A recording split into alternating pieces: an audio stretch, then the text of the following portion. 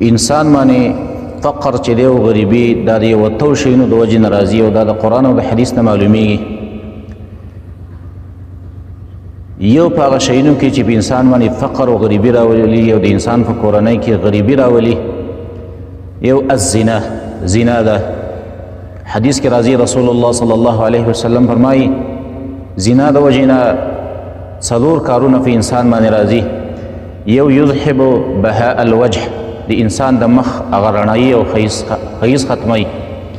دویم یقطع الرزق، د انسان رزق کټ کوي، ختموي. او دریم یسخط الرحمن، مهربان ذات غوسه کوي او خفه کوي.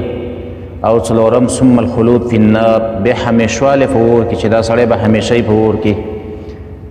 او دویم چې د انسان رزق کې کمی راولي او په انسان باندې غریبي راولي، هغه ناب تول کې کمی کول دي چې یو سړی په پیمانه کې کمی کوي، ناب تول کې کمی کوي.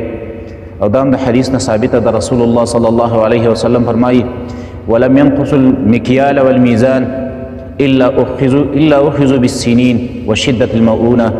کم خلق او کم قوم چې په ناب تول کې کمی کوي، نو دې خلکو باندې به الله قحطونه راولي او سخت سخت مشقتونه به په الله راولي، سخت سخت کارونه به کوي، خو بیا به مغربي نه ختمیږي. او دریم منع الزکات، چې سړی د خپل مال نه زکات نه ادا کوي، دا هم په انسان باندې غریبي راولي. دا هم په دغه حدیث کې دی. رسول الله صلی الله علیه وسلم فرمایي ولم يمنعوا زکات اموالهم الا منعوا القطر من السماء. کم خلک چې زکات د خپل مالونو نه ادا کوي، په دې خلکو باندې به الله بارانونه نه کیږي، نه کوي. او ظاهره خبره ده چې کم ځای کې بارانونه نه کیږي، په کوم علاقه کې بارانونه نه کیږي، په کوم قوم باندې الله باران نه کوي، د هغې فصلونه نه کیږي، نو د هغې رزقونه تنګي، هغې باندې بیا غریبي.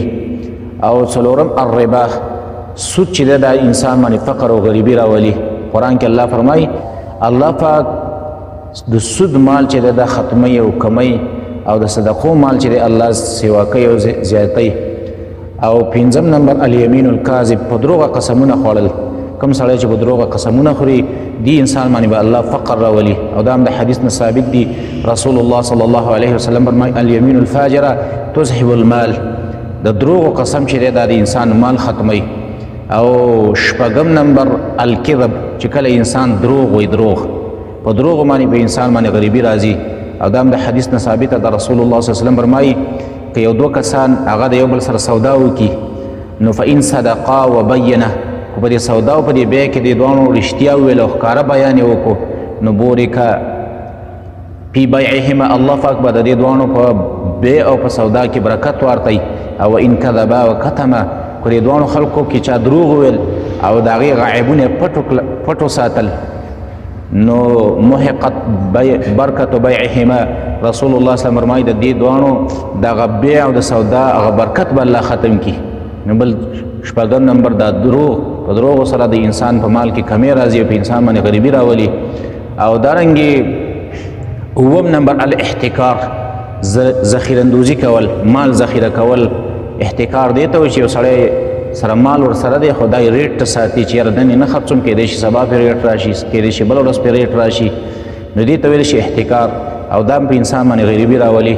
حدیث کې راځي رسول الله صلی الله علیه وسلم فرمایي من احتکر علی المسلمین ما طعامه وماله، چا چې په مسلمانانو باندې خپل طعام ذخیره کو، خپل مال یې ذخیره کو، احتکار یې وکړو، ذخیره اندازي وکړله، نو ضربه الله بالجزام والافلاس، په دغه خلکو باندې به الله پاک او په دغه انسانانو باندې به الله پاک جزام بیماری راولي، طاعون وباګانې به پې الله راولي، اول افلاس الله به پې غریبۍ او فقر راولي. او اتم نمبر چې په انسان باندې غریبي راځي او غریبي پې راولي، هغه الغش، ملاوټ دی. غش دې ته وایي ملاوټ، چې یو سړی په بیکاره شی د ښه شي په ریټ باندې خرڅوي، دارنګې په بیکاره شي باندې د ښه شي لیبل لګولی، د ښه شي قیمت یې پې ارتلی دی، یا یې میکس کړی دی بیکاره شی او ښه شی، او دارنګې هغه خرڅوي. یا یې مثلا ښه شی مخې ته ایښی دی او شاته یې بیکاره شی ایښی دی، او خلکو ته دا شوقی چې یاره دا قیمتي شی دی، او حال دا دی چې په منځ کې وله بیکاره پټکلی، او په هغه طریقه باندې دا غش کوي، ملاوټ کوي. نو دا غش او ملاوټ چې دا په انسان باندې غریبي او فقر